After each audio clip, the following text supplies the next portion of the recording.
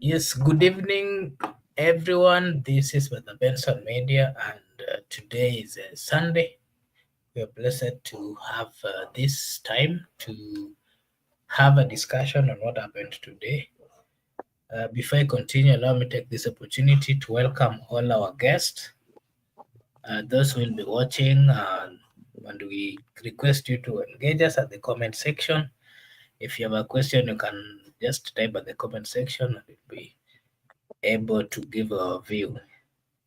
To anyone who will be watching for the first time, I'm taking this opportunity to kindly request that you click the subscription button so that whenever we're having these discussions, you'll be notified.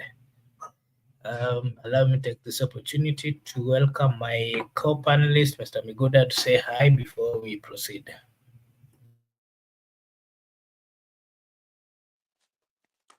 Hi to our viewers. This here is Brother Benson Media. We say your opinion count, and welcome you all to the show. And for these people who are watching for the first time, kindly subscribe to our YouTube channel. You can like, you can comment on the comment section. You can give us thumbs up, and you can also watch the ad videos. Welcome.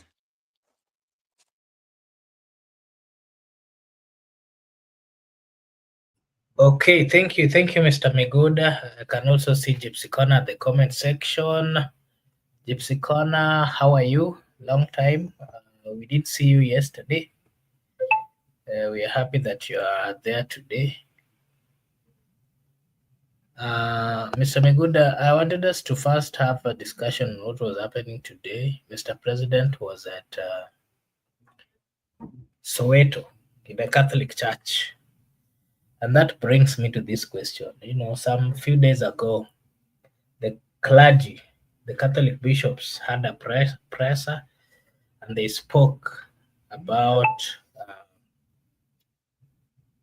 the government, specifically, the president and all those people who are in the government, that they're not really considering what the people want, and that the people of Kenya are not being involved in their. They don't seek for their decision. They're not. Their interests are not being incorporated in the running of government. And there's a good number of legislators who came out to support, the comments of Mr. President, and they said that the Catholic bishops should stop lecturing the president. The likes of Honorable Sudi said that Bishop Muheria is a tribal bishop.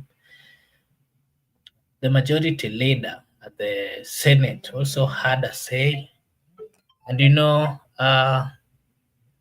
there were so many politicians who came out to defend the president. And so my question to you is, Mr. President going, yesterday was in a Catholic church, today is also went to the Catholic church, and yesterday he admitted the fact that, he admitted the fact that he needed to listen to the people. And the former president also reminded him that you have to listen to the proposals, the bishops, you have to listen to the people. And he promised that after tomorrow he'll be going to a Catholic church, and we saw him there today. So my question to you is the president going to the Catholic Church to sanitize, or to clarify the fact that he had gone against the bosses of the Catholic Church? Is it afraid of losing the Catholic Church? The voting bloc within the Catholic Church. What's your say?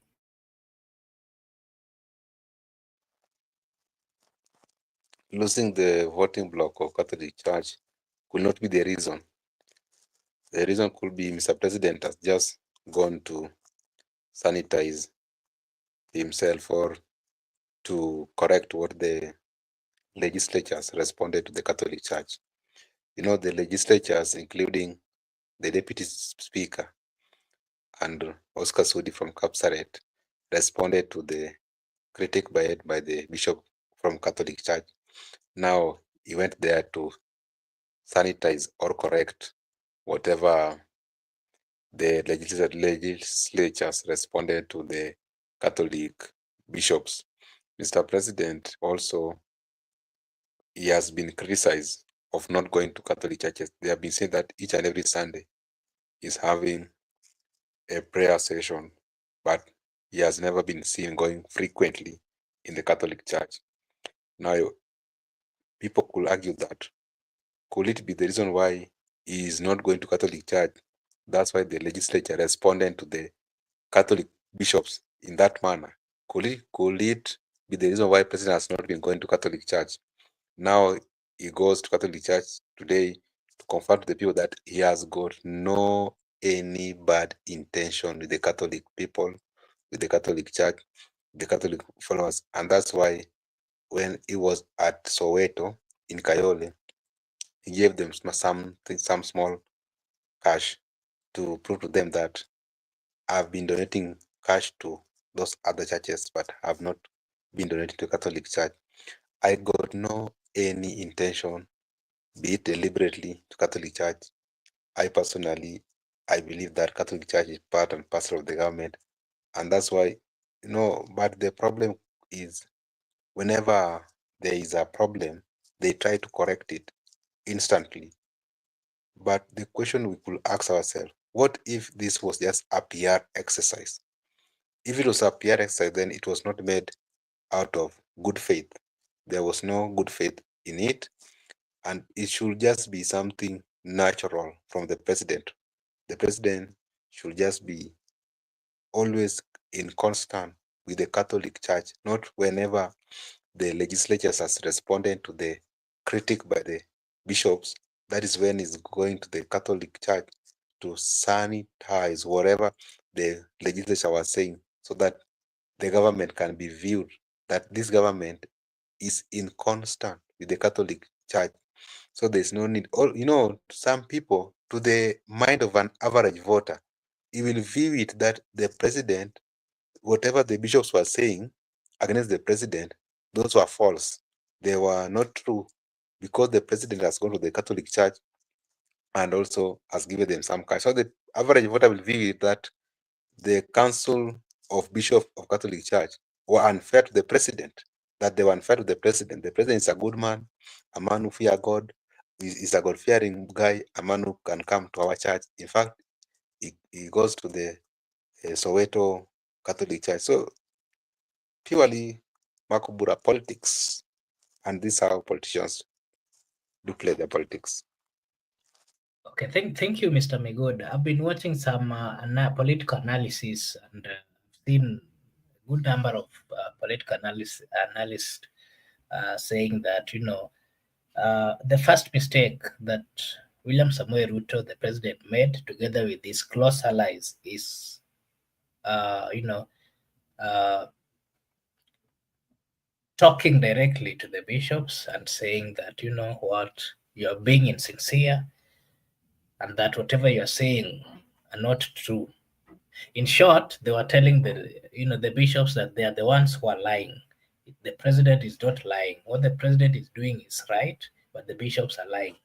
And so the analysts are saying that that was first a very wrong statement from him and his lieutenants, because uh, close followers of Catholic, and I think Catholic is, I think it's one of the biggest church in Kenya with many followers. And there's a group of people who are saying that them having some negative, I mean, returning or giving or talking back to the bishops, that was a mistake, because to the followers of Catholic, most of them did not find it well, and with the respect that they've always had, to the bishops or the leadership of the Catholic Church. And they also say that the statement that they made, the president and his lieutenants, he might lose a good number of votes, especially the followers of Catholic. And most followers of Catholic, they're the majority. I think it's the majority in Kenya.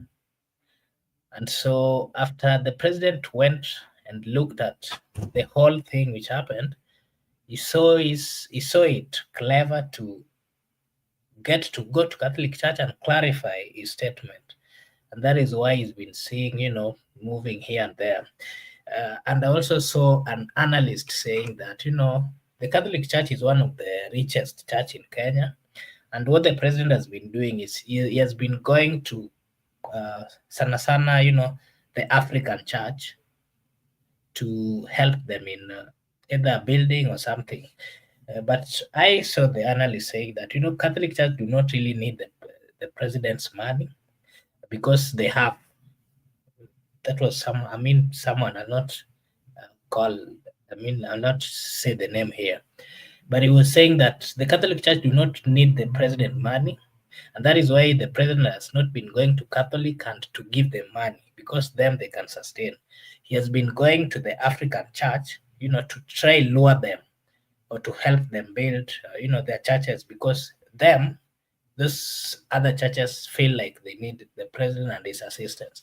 And so my question to you is, with all these movements of Mr. President, trying to clarify, and even in church today,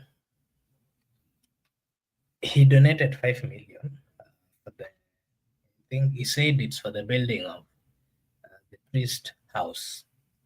And while there, he was also doing the same thing that he did yesterday, talking about his government and what he's doing. Told people to register for SHA, this health cover that they just introduced. And he was accompanied by the governor of Nairobi, the majority leader, Kimani Shungwa.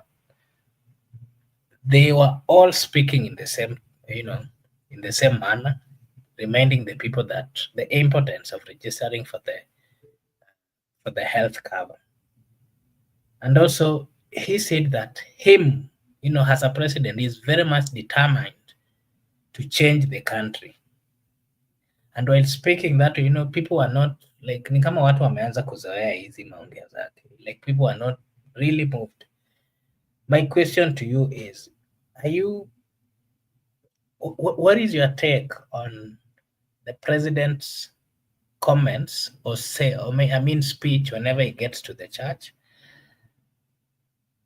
Is move of, telling the people what he's doing in his government while looking at the moods of the people. People are not, if, whenever he's telling people about these things, the people are fed up. They're not happy about what is happening. What do you have to say about that? He was accompanied by Governor Sakaja. Mr. President William Ruto, first let me disagree with the views of your political analyst whom you watched some hours before. I do not think that when it comes to voting in Kenya, people vote along religion. When it comes to voting in Kenya, people vote along tribes, and tribalism supersedes religion in Kenya when it comes to voting. So whether 60% of the registered voters are Catholics, they cannot vote for someone who is anti-Catholic, because if, for instance, if Raila Odinga is a candidate of against Catholic Church, and there are those support base from Luo, Nyanza, from coastal region, and from even northeastern, they will still vote for him, because some Luos just vote for him because he's a Luo, even if they're Catholic people. So I believe that they will still vote for that person based on the tribe. There's no way religion will supersede tribalism when it comes to voting in the Republic of Kenya. That one I disagree with the views of the analyst. When you talk about Catholic being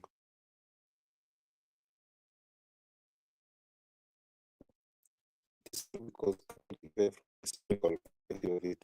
it began long time ago during the Empire, and in terms of infrastructure, in terms of management, it is church which has gone ahead of these other churches. So the Catholic Church, it is somehow incomparable with the African upcoming churches. But where we should focus as the people who are going to these churches or as the congregants, once the church, when people are more and when people are in large numbers, you are likely to collect more tithe and offering from the people. And if you have a good management in that church, those tithe and offering will be used properly in terms of infrastructure, in terms of managing the pastors, bishops. And let me give you an example. Look at these upcoming churches, like the ones which, because we are talking about religion, let us touch them. That one of Ezekiel Odero. Ezekiel Odero has persuaded a larger number of people, financing that people can give tithes and offering. And that tithe and offering has been transformed in infrastructure, including school, even including bank.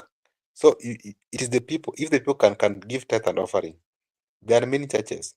And let me give you this church of SDA, Seventh-day Adventists. Seventh-day Adventists, they are somehow independent. But the reason why it is stable is because they have good management. The tithe and offering goes directly to the general conference, whereby they discuss on how it's being dispersed from conference, from division to conference, to field, even to the lowest level, until that's how they are sustaining their pastors, they are sustaining their schools, they are sustaining their infrastructure. So Catholic, even though is ahead of the rest in the country, but it doesn't mean that the president must use that platform to respond to the critic. The president must use that platform to respond to the reality of the ground. The president should have just allowed, or he should just go ahead and address the concerned issue rather than using the religious in terms. So it is like dividing people. It's like shifting the attention of the people to religion. Now people discuss about religion, the Catholic bishops, the Catholic Church, how the historical background of the Catholic Church, how it came, how it is wealthy. Those are not relevant issues to be discussed right now. The issues which were at stake were abduction, new funding model, corruption in the government. Therefore, let him address those issues, and the right channel to address those issues. And because the people also responded to the legislatures. I think those legislatures are from KK regime. So they responded to the critique from the bishops. So Mr. President has decided to go and defend the legislatures by attending Catholic Church. This is just a pure PR, and it's very evident to an extent that you don't need someone who study political science to analyze for you. Pure PR, and tomorrow he promised many things in that platform. That's why he went and articulate government policies, and even he used a phrase in the Bible that the road that leading people to hell is a smooth, more of a super highway, more of an expressway, but the road that leads people to heaven is more of a bad road, or not all weather road. It simply means that he was appealing to the congregants that even when he was going to that church, he followed that route to heaven. So, and people were laughing. So it's like, it was just like a normal politics. Okay, thank you, Mr. Miguda. We'll get time to continue with the discussion on the matter of president's behavior, especially after all the accusations which came from the Catholic bishop. Something else that I wanted us to also have a look at is the ODM party. The ODM party is rebranding, and today they are calling themselves. There's a group calling themselves Youth League, led by one, the governor of Siaya, senior counsel Orengo Nyatieng. They were today in Kitengela, and with them there was a good number of members of parliament and also, ODM leaders. We also saw Gaucho, who calls himself the ghetto president. We also saw Kasmuel Makoure, who has been, is of lately, branded as the Gen Z leader in ODM. And that is how he calls himself. And even it was funny that when he was being invited to speak, he was also called as the Gen Z leader by by the ODM guys. So while in Kitengela, Orengo spoke about some points that I wanted us to look into, and he's also called the patron. He's the patron of this, youth league. Anyway, from my understanding, a patron should be someone who is senior in the field, so have no any dispute on that, him being a patron. But we also learned something out of it. That there was a problem within the ODM party on who was supposed to be, who was supposed to take the position of acting, party leader.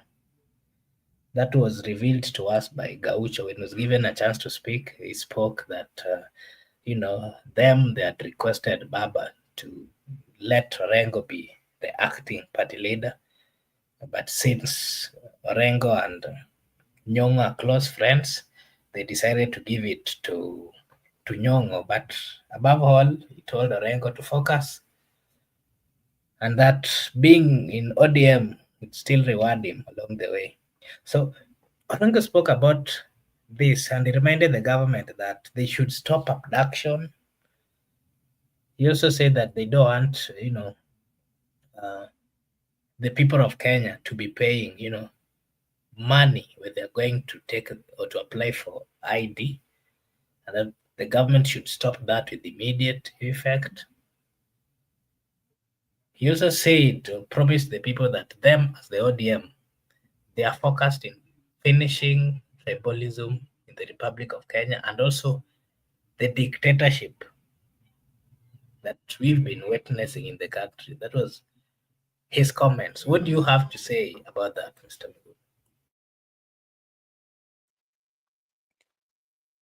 Governor James Orengo, the governor for Siaya County, is misplaced. He's misplaced because he need to work for the people of Siaya right now. He need to be, most of his time he need to spend in Siaya County and deliver to the people of Siaya. I don't understand, or I don't know why he's in the ODM rallies. What is he doing those? Even if ODM are rebranding, what is the role of Orengo in rebranding ODM? Because if it's a matter of rebranding ODM, and the people who are responsible, the people who should take the role of rebranding the party, is the office of the Secretary General. And the office of the Secretary General, currently, the holder of that office is the Nairobi Senator Edwin Sifuna. The Director of Election is Junet Mohammed, Suna East Member of Parliament, and the Minority Leader. The Political Affairs is Rosa Buya, and the Director of Communication is Philip Etale.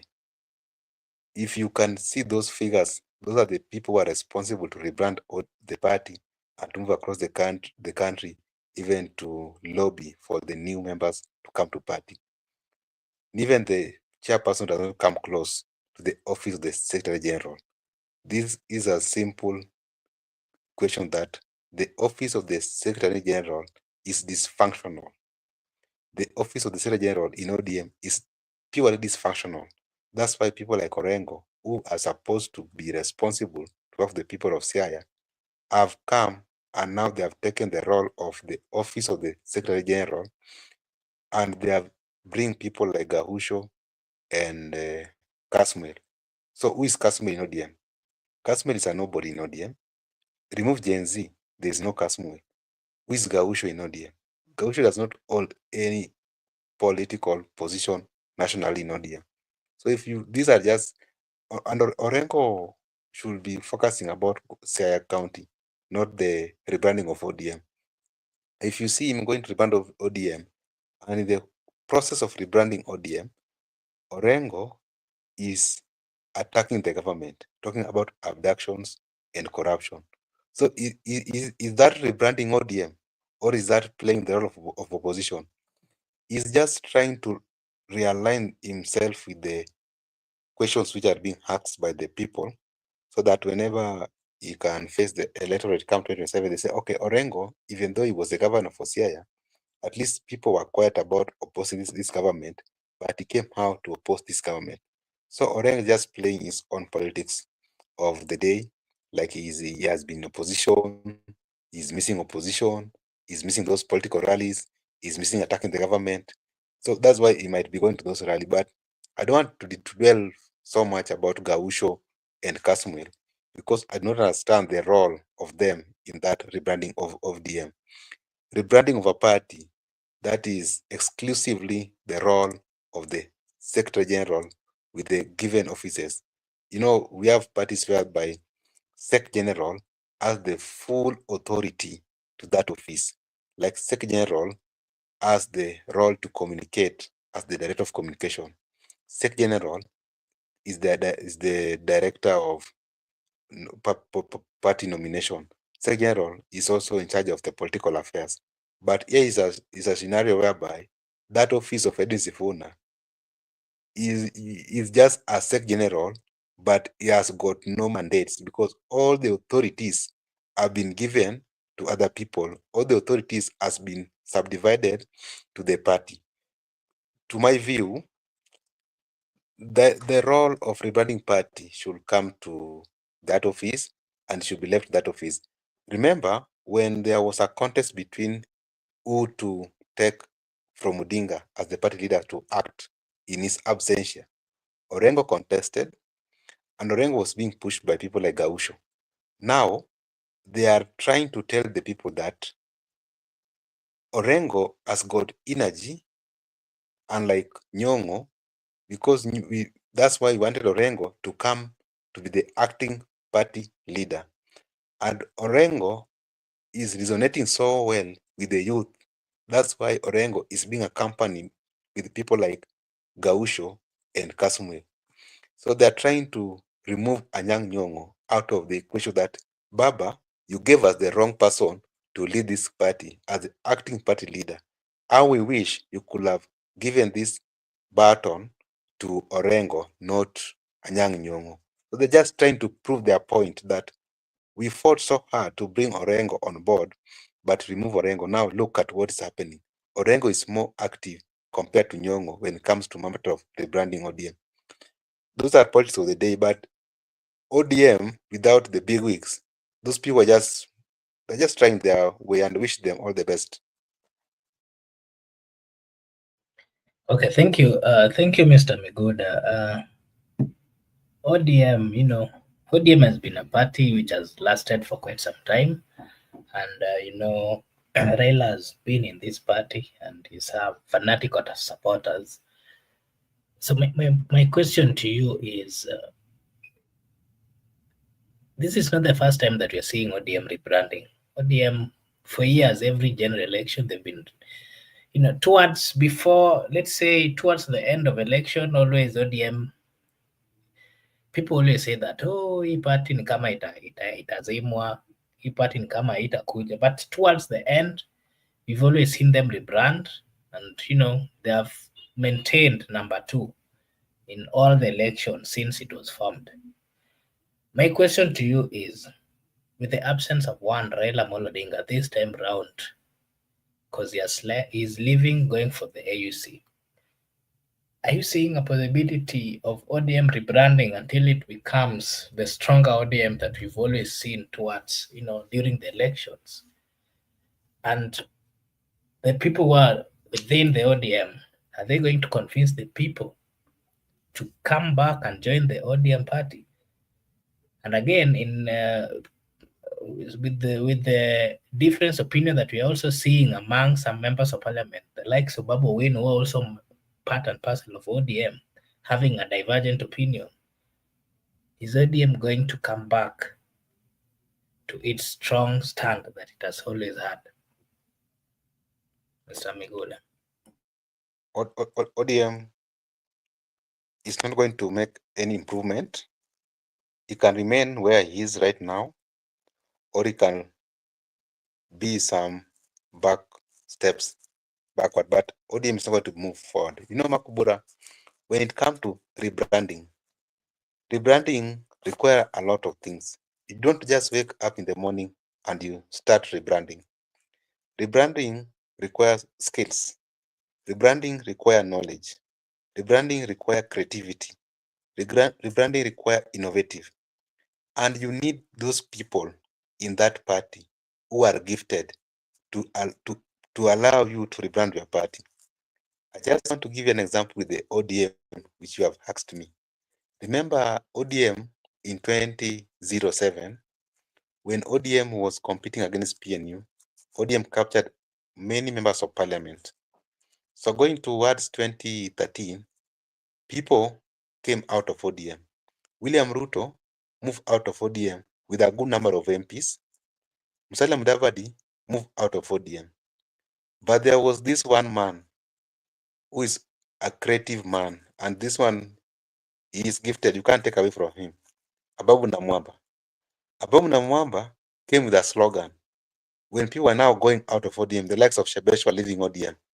Ababu Namwamba came with a slogan that ODM reloaded. That one resonates so with the people that the party is reloaded to an extent that people are leaving. So we need more people because we are reloaded. And they move across the country saying that ODM reloaded.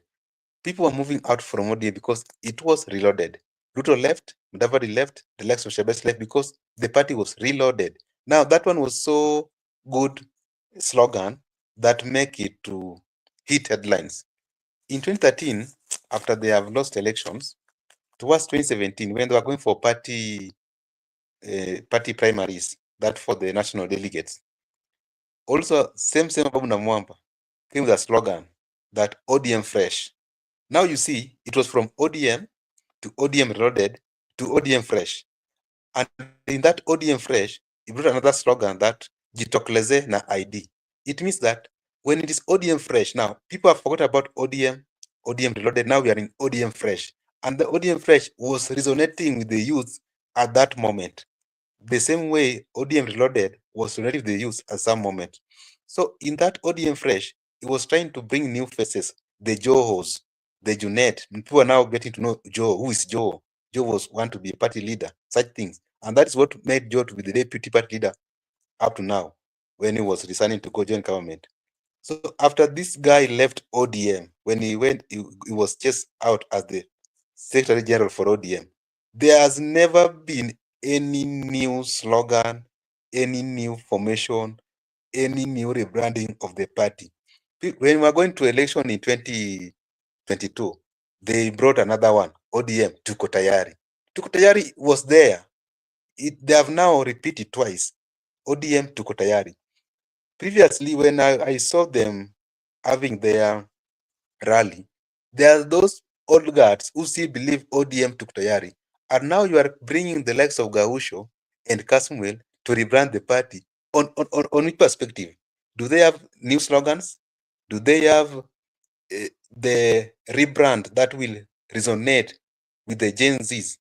Will resonate with the people who are not Gen Zs, the millennial. So for in matter of rebranding, there I can give it to that one man. And remember, this same man, when he was taken to the sports sector at the CS for sport, he also introduced Talanta Ella initiative. And I've explained to you how Talanta Ella work from the machinani to the national to the international, whereby even right now we have our own Kenyan players who are in the Barcelona academy. Some are in Spain, and even that's the result we have seen, that we have gone to the World Cup. The women who have gone to the World Cup, because the people who identified as early as in the high school games, and some of them even were get out of high schools and were taken abroad for training, like 3 months, 6 months. So you in terms of rebranding a party, it is not a walk in the park. In terms of rebranding a party, you don't need to pick anybody to rebrand or to walk. It needs someone who is gifted and someone who can be rebranding means that you create new ideas, you create new ideologies which are going to resonate with the people at that time. You know, the ODM of 2007, those tactics they use and those manifesto cannot work in 2027.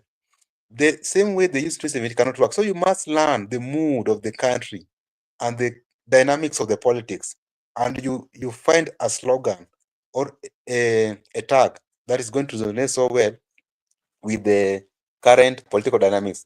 If they can apply that tactic, they are good to go. But if they are going to remain with their traditions, they will just go to 2027 as usual. Okay, thank you. Thank you for that good analysis. The Jacaranda, they call it the Jacaranda Assembly. That is where we've had the likes of Gaucho coming from, uh, the likes of Omosh 1 hour, the likes of Nuru Okang. They've been seen as the positions. They've always stood with the people. They've always given pressure to the government. If you remember the last time Uhuru was in government, all the pressures were coming from Jacaranda with the support of Raila. Then now this time Ruto is feeling the pressure again.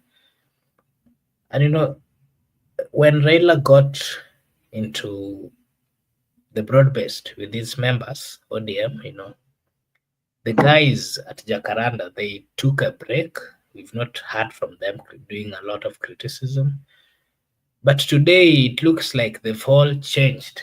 And they're all saying that, Ruto is the worst president that we are having as a people.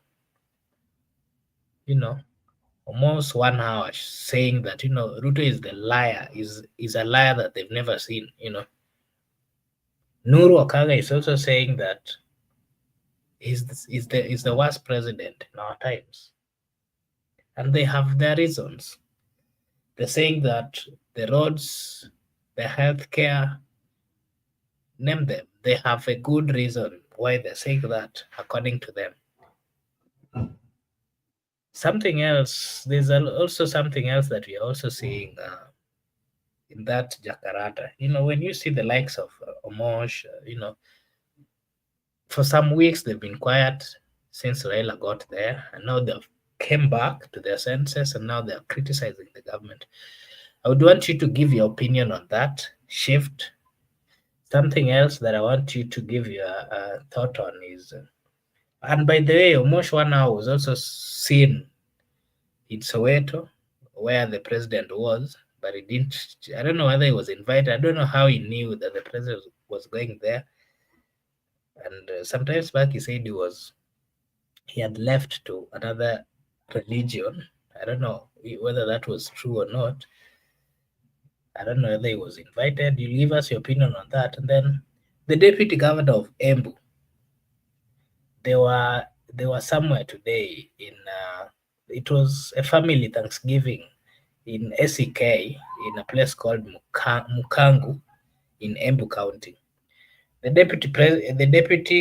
governor, the governor, the secretary general of UDA, who is a member of YALA, they were all saying with one voice that UDA should be respected. And the Embu governor, Cicely Mbarire, she told the people that the kind of embarrassment that she saw yesterday when the president was being echoed is something that she doesn't want to see. When his deputy was given a chance to speak, he said that alisema ya kwamba they are going to ensure that they deal with those people who echoed the president. The Secretary General also said that UDA is this is a party of Embu, and so they should not be seeing such kind of behaviors. I'll give you a chance to give your thought on that. I'm trying to combine them so that you give a full analysis as we go. Something else that I want us to talk about is in Kilifi today. The Governor Mungaro, was in Kilifi. The Senate Speaker Kingi was also there, and is it the majority whip Osoro, member of parliament, was also there, and they had some disagreement on the revenue sharing. And from there we learned that the counties have not been paid, they've not been given money, and the governor confirmed that they are running on a Fuliza mode. I would also want you to give your opinion on that. What could be making it? What could be slowing it? Is it the issue? Is it does the country have the money, or what is happening? You'll give us your opinion on that. And then Peter Salas, a member of parliament, is also saying to Raila Amolo Odinga that, you know what, you sold your members of parliament to UDA. You should not tell us anything. And you should not tell us that, CDF should be disbanded. And that also brought a lot of controversy over there because, he was telling Raila and his team that they should respect DAP, and that DAP is the non-party with a stand in the Western region. What is your take on all those, Mr. Miguda? First, to begin with the issue of Jacaranda and all the parties that bunge, and we are privileged. We have hosted two of them. The first one we have hosted was Kennedy Songa Songa. The second one we hosted was Mjukwa Bunduki. And next week or this week, for those who have passed midnight, we are going to host Wanjala, and we're also going to get Nuro Kanga and Omosh 1 hour. And to add on the list, also there's one called Oriati Bin and Jasuba, Kiriru Jasuba. Those are the vocals one. We'll try to bring all of them here and also move to other part of the Yakarandi of the Bunge la. Makobura, we have been with you at Bunge la Wananchi sometimes. I think when we were still in first year, we used to go at Jivanji Gardens, and the guidance or whatever usually guide those people, it is the Bunge la Wananchi which sometimes do make even handshake, because that's where the politics always of the country begins. For those people who knows that they can just, it's something like, it starts small. Even the issue of BBI, it all begins from Bunge la Wananchi Jivanji Gardens. So I think there's always NIS intelligent around those Bunge la Wananchi, and they try to direct the debate. So they can bring the debate that impeach Gachagua. So it starts from Bunge la Wananchi, impeach Gachagua. So it goes viral until it comes to the national level.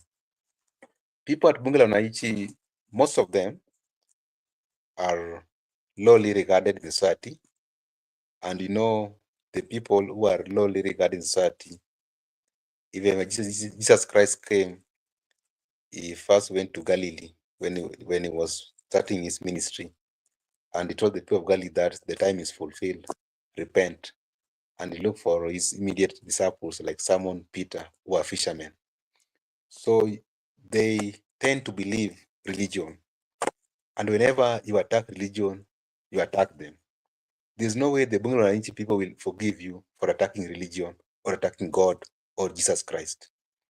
So when the legislature were responding to to the Catholic bishops, they viewed those allies of William Ruto as an enemy to the Bunge la Wananchi, as an enemy to the people who are lowly regarded in the society. That's why all of a sudden, they have shifted their allegiance from Ruto, because they are now viewing Ruto as someone who is an enemy of the church, that's an enemy of God. And with them, they believe that it is only God who provides for them. That's why some of them, you will get them not going to job, but at the end of the Bunge la Wananchi, they'll have something to eat. So they believe that it's only through God. Those people, we have interacted with them, we understand them, we know them very well. If you want to be their ally, do not touch God, do not touch church, do not touch anything that affects Mwananchi directly. these issues of SHA shifts affect them directly. These issues of high taxation, new funding model, because most of them have their kids in the university. They are really trying. So those issues that will attack them, they will not sympathize with. That's why Ruto is an enemy, because he was trying to attack the church and the God. The issue of Embu people or Embu leaders telling the people that those people who heckle Mr. President are going to be arrested. You cannot arrest a multitude. You cannot arrest a gathering. How do you identify that this is the person who heckle or not? And they are now limiting the people of Kenya from their freedom of expression. Does it mean that if I'm dissatisfied with your submission in the podium, I should applaud you? I don't need to applaud you. If I feel that I'm dissatisfied with your submission or you are lying to the public, I have a right to object. I have a right to react. I am a human being. Does it mean that by reacting, it's an offense? Is reaction an offense to an extent that they are going to be arrested? That is wrong. As a leader, should not portray that imagination to the people. And the person who was telling the Embu resident, bit whether he was the SG of UDA, that Embu is a UDA zone, and therefore they should not have such characters in Embu. That is nonsensical. Kenya, we are multi-party democracy, and it is enshrined in the constitution that the Republic of Kenya, it is a multi-party democracy. When it's a multi-party democracy, you don't need to put some region to certain quarters that you people, you are UDA, you people, you are ODM. They have a right to associate with any political affiliation. Therefore, the person who brought that suggestion at the people of Embu should remain to be UDA permanent. Even William Ruto left ODM. There is no one who is there permanent. You have that free right to choose any political party to associate with, and it is enshrined in our constitution that we, as a republic, we are a multi-party democracy. That was a mere statement which was nonsensical by the SG of UDA. The people who were at Kilifi, the majority whip and the who were at Kilifi when they were meeting and they were addressing the gathering, when they bring the issue of county governments running on a Fuliza mode.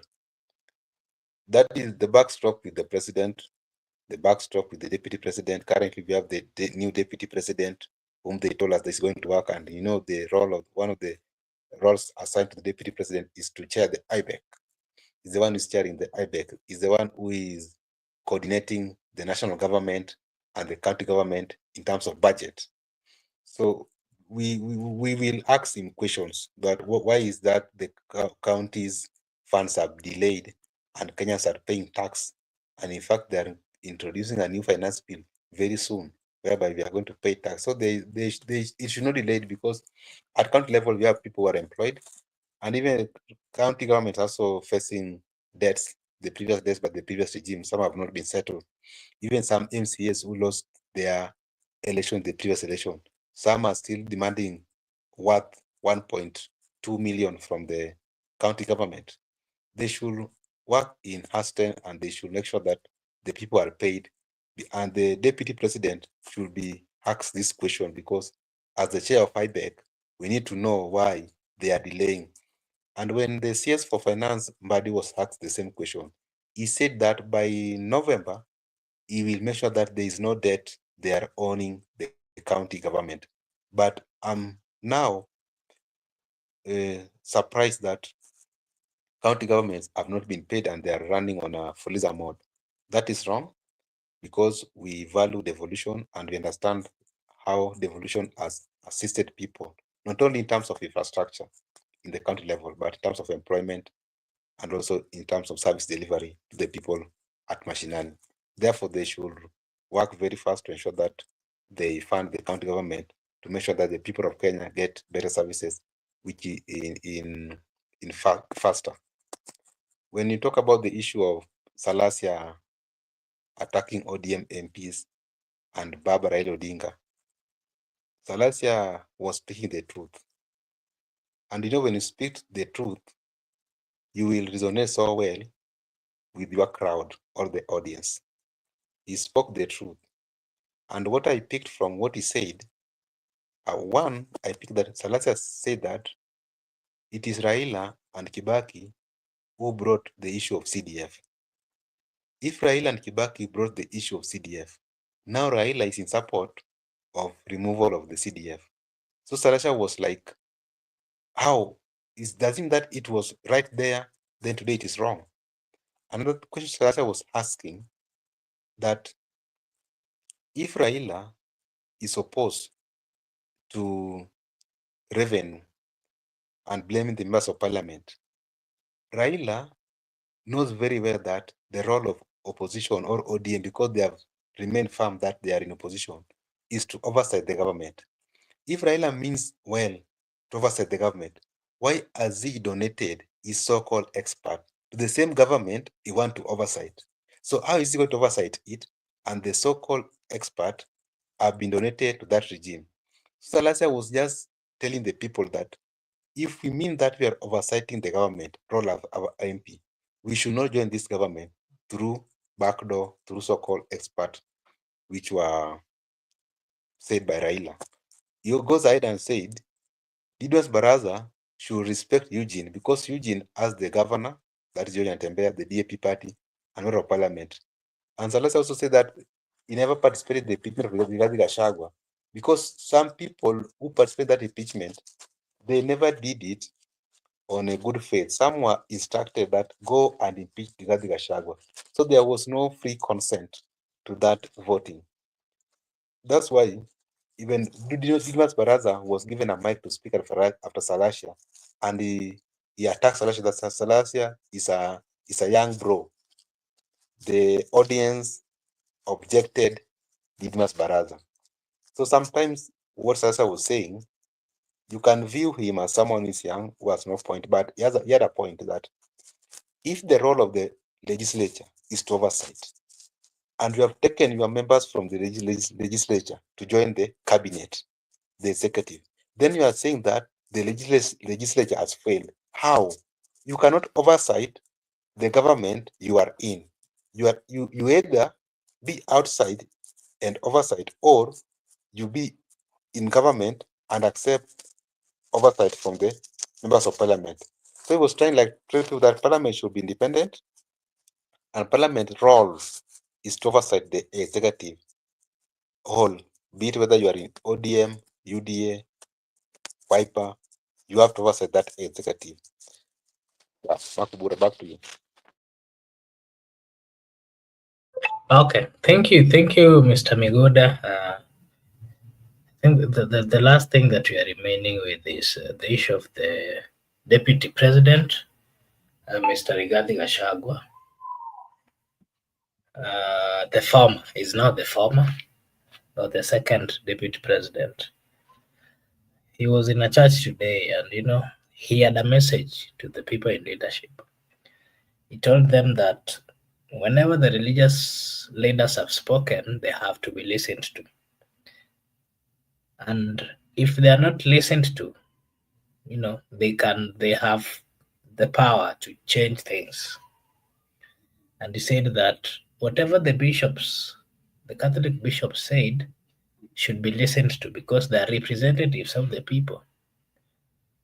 And he gave an example that whenever leaders are not able or have not given their ear to the religious leaders, then there's a sign that they are going to be gotten out of power. And he gave examples that we saw that during the time of Moi, the time of Kibaki, along the way. And so he was saying that the political class should respect the citizens, they should respect the religion, and if that is not going to happen, then they should be ready to go home because there are people, according to him, who are able to, listen to the people and incorporate, what they want. And he also said that since there was a thinking that while he was there, he was the problem, now he's out. Let the people who have remained there do their work. I'll give you a chance to speak about that. And then there seems to be a mass exodus in the UDA party. We've seen a good number of members of parliament realigning and going the side of the impeached deputy president. And there's also something else that is going on. There are some rumors that is forming a political party, and that political party is going to be the way forward of many members of parliament. You know, yesterday, when the president was in Embu, the member of parliament of Manyata, I've forgotten about his name, he was actually speaking seated beside the president. But he did not accompany the president to the other place, where the president was going. Instead, he was seen again with the former deputy president. And that's a sign that he's also shifted his allegiance. We've seen the likes of close, politicians like Waititu, Embu Women Rep, Bahati, Member of Parliament, the likes of Mwago here of Starehe, they have liked and they've supported Rigathi. So my question to you is, are you also seeing the mass exodus in UDA? And with the rumors that Gachagua is forming a political party, is he going to manage to divide the members of parliament, especially those coming from the Mount Kenya region? Maybe that would be your last comment, and then maybe I'll give you a chance to give us your last remarks before we close.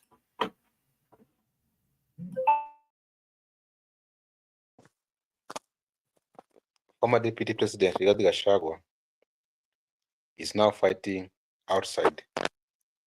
Before he was impeached, he was fighting the government within, and he was sabotaging that UDA within the government.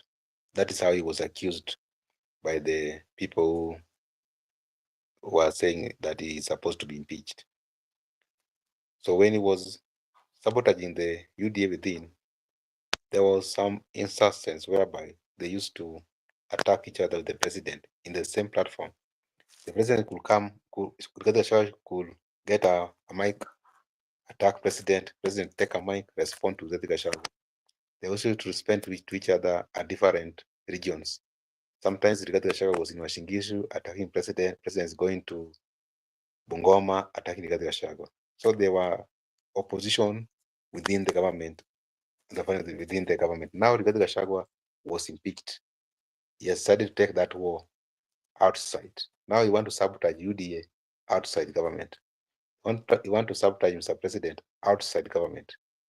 That's why I told you that the war was not over. Rigathi Gachagua is still fighting outside government. And by him saying that the people should get the truth and the people should respect churches, I like him because he has now rebranded very well. He has now come back in a way, but you cannot realize that he's fighting the president, but indeed he is fighting the president. That is a way how he has camouflage that you cannot see his movement. He was telling William Ruto, listen to the Catholic and Catholic bishops, I got your back. I got your back. I'm with you. I'm supporting your idea of opposing these bad things in the government.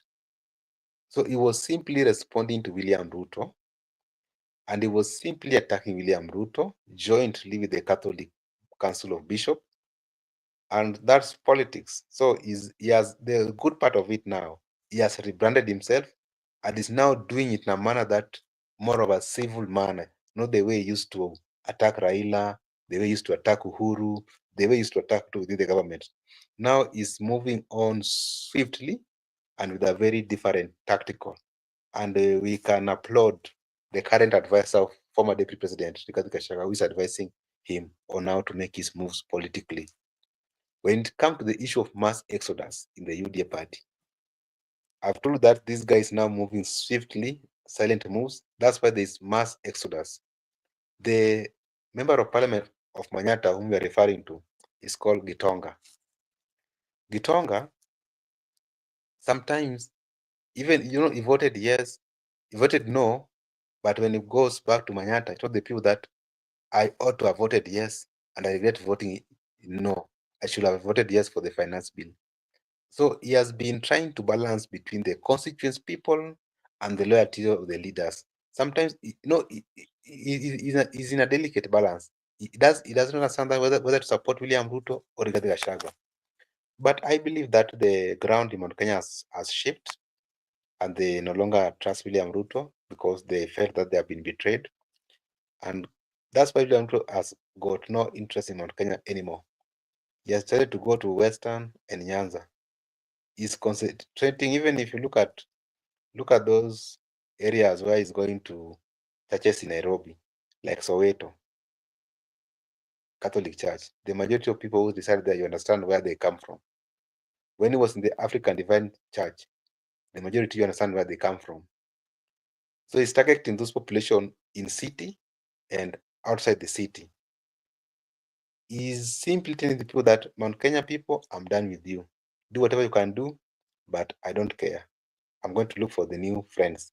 Now Rigathi Gachagua is now taking that opportunity by trying to sabotage that UDA party, so that even when he's going to leave, that's why we told you that in 2027 there will be no UDA. UDA will be gone. We're going to have a new political outfits. Rigathi Gachagua has decided to take that. But this war is somehow dangerous. The two people, I cannot say who is going to win this war, but what I can say is that the war is not over. It will be over when things will calm down, and or when interests one day will converge.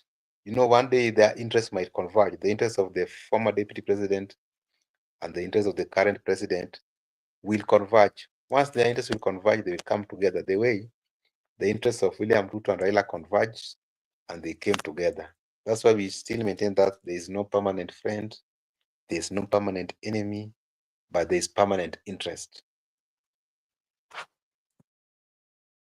Okay. Okay, thank you. I can see Gypsy Connor is saying Omosh went to, I think he was saying that Omosh went to Soweto to see for himself because people keep telling him that Ruto lies, and he has bought the lies too. Okay. Nani atatafutwa kazi? Tafutwa kazi na Ruto au awe ongee uongo? Okay. Gachagua is allowed to form a party, but because he was impeached, he can't vie for presidency. Okay, Mr. Miguda, maybe your last remarks before you come in. Allow me to say thank you to Gypsy Corner, Batseba Ndwari, Brother Ben, and everyone who actively, commented. We really appreciate. Thank you so much for your consistency and for your, for keeping us in touch. That was a good thing. If you're new, this is Brother Benson Media, and we request you to kindly like and subscribe the channel, and we would really, really appreciate.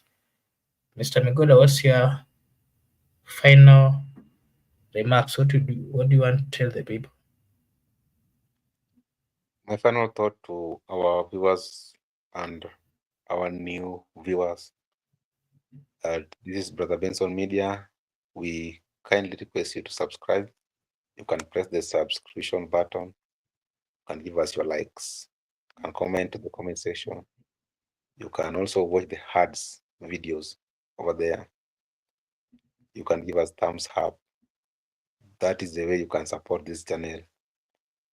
And we're telling the viewers to love each other as a country, and let us be objective. Let us not bring disunity between the people, the common people.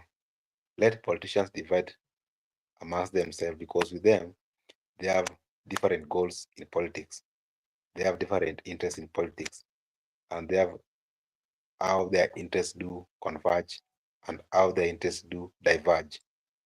Let us just focus and ensure that we get the rightful people to the leadership position rather than basing our voting or our mindset on the people from our tribe, on the people from our religion, on the people who are good in pure PR, but in real action, they do not understand how things are being done. See you next time. Bye bye. Okay, thank you. Thank you, Mr. Megoda, to our viewers. We really appreciate those who joined. And we're saying thank you for those who commented. As we close, allow me to take this opportunity to wish you all the best, to wish you a blessed night, blessed morning, a blessed afternoon, and a blessed evening from wherever you are. Thank you so much for supporting us. If you're new, this is Brother Benson Media. We are requesting you to kindly subscribe. We'll really appreciate. Until tomorrow, thank you and bye bye.